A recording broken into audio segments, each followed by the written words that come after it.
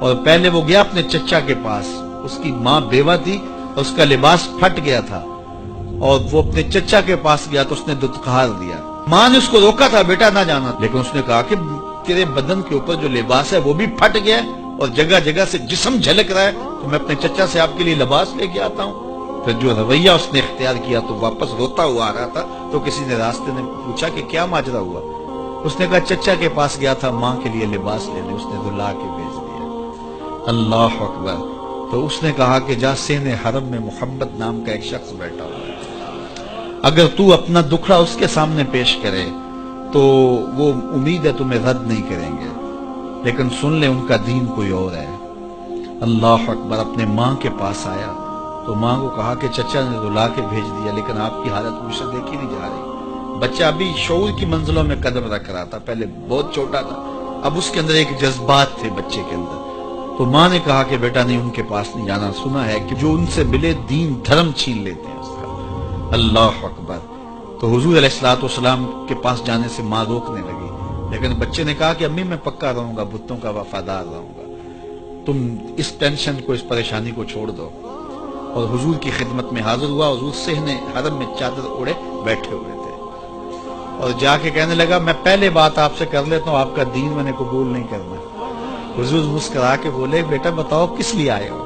کہا میری ماں بے لباس ہے، میں آپ سے لباس لینے آیا ہوں۔ حضور نے چادر رحمت اتار کے اس کے کندھوں پہ ڈالا۔ اللہ اکبر۔ وہ واپس آ گیا اور ماں پر حضور کی چادر اڑائی۔ اللہ اکبر۔ اور ماں نے کہا کہ بیٹے اس نے اپنا دین تو نہیں تجھے دیا؟ کہا نہ، میں نے پہلے کہہ دیا تھا تیرے دین نہیں مانوں گا۔ ماں کہنے لگی پتر اس کا دین ماننا چاہیے، یہ جس نے رحمت کی چادر ہمارے سر پہ ڈال دی۔ اللہ اکبر۔ تیری تک کے ادامہ میں مرید ہو گئے۔ اس بوڑھی عورت کا قصہ بھی آپ نہیں بھول سکتے، جو گھر کا سامان باندھ کے اپنے دروازے پہ بیٹھی ہوئی تھی، اور اس نے سنا تھا مکے میں ایک جادوگر آیا ہے جسے ملتا ہے اس کا دین چھین لیتا ہے، کہیں ایسا نہ ہو کہ کہیں اس سے ملاقات ہو جائے اور وہ دین ہی میرا چھین لے، مجھے شہر چھوڑ دینا چاہیے۔ گھر کے تھڑے کے اوپر سامان باندھ کے بیٹھی ہے، حضور بھی گزرے، اس نے دیکھا تو کہا بھتیجے یہ سامان میرے سر پہ رکھ دے۔ حضور نے سامان اٹھایا، دیکھا تو بوجھل تھا، وزنی تھا، اور بڑھیا کو دیکھا تو کمزور تھی۔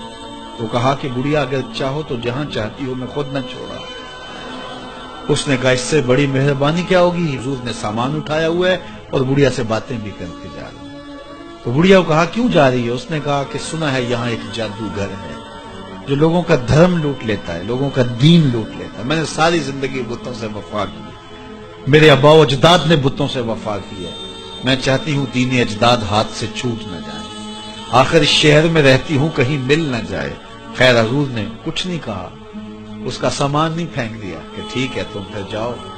سامان اس کا اٹھایا اور جہاں تک اس نے جانا تھا سامان پہنچایا، سامان سپرد کر کے واپس پلٹنے لگے۔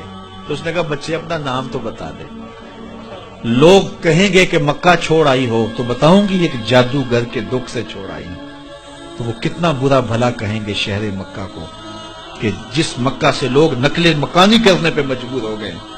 تو میں انہیں یہ بھی بتاؤں گی کہ جس مکے میں جادوگر رہتا ہے اتنا اچھا نوجوان بھی رہتا ہے، تو تیرا نام لیا کروں گی، تیرے قصیدے پڑھا کروں گی۔ تو حضور علیہ السلام مسکرا پڑے، کہا بڑھیا جس جادوگر سے بھاگ کے آئی ہے وہ تیرے سامنے کھڑا ہے۔ اس نے کہا سچ سے آپ ہی محمد ہیں؟ حضور نے فرمایا نام میرا یہی ہے۔ تو اس نے کہا پھر آپ کا جادو میرے پہ چل گیا ہے۔